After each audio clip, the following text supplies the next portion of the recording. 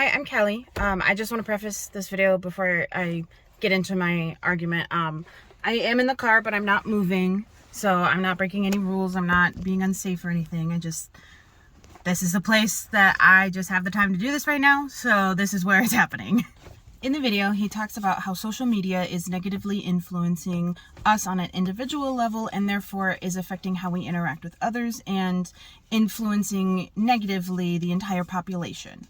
I would definitely agree with this because I was one of those kids growing up kind of with the internet, but there was a time when, social media wasn't accessible to everybody. And so as I've grown up with these different social medias becoming popular and kind of like globalizing their audience, I've definitely noticed a big difference. And I think some more points that he could have brought up in his video is the fact that social media, focusing on the individual, social media is negatively influencing or corrupting, especially in the minds of children and young adults, are corrupting their image of themselves, which he kind of lightly talks on about, like the filters and the perfect moment only on display on social media and comparison and whatnot. But I think he could have gone a little bit more in depth and talk about how social media can actually influence the creation of somebody's self and somebody's identity, because the more time you spend on a screen, especially while your brain is still developing, can negatively affect their personality, and can affect not with just depression and anxiety like he mentioned, but can actually cause dissociative mental disorders. And if most of our interactions with people and most of our social needs are being met online, the mind will start to associate that being the place where you're connecting with others and you're sharing ideas and you're getting all these things that we would normally get in the real world is now condensed into one place. So that can cause a disruption in identity when they are not on social media or not on the internet or not on a screen.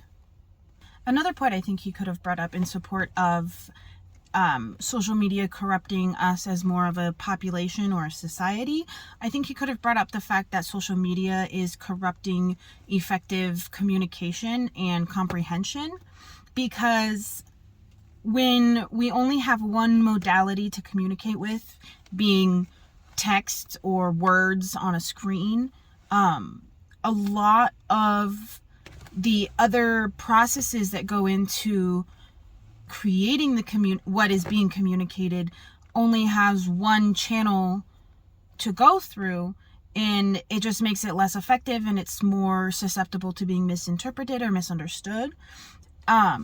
Whereas, face-to-face conversations, the organic interactions that he was talking about, those require all sensory input, all so many different modalities of communication other than just the actual words that are being said. Humans are still animals and we still have instincts, and one of those instincts are using our entire body to communicate, whether we are aware of it or not, messages out to the world.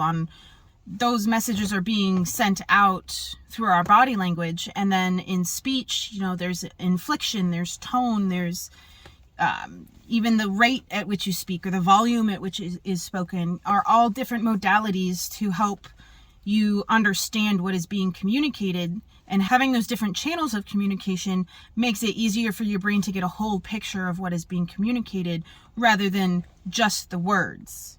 For example, sarcasm on the internet. Sarcasm isn't always read very well because there's not the tone or anything to go off of other than what is being said.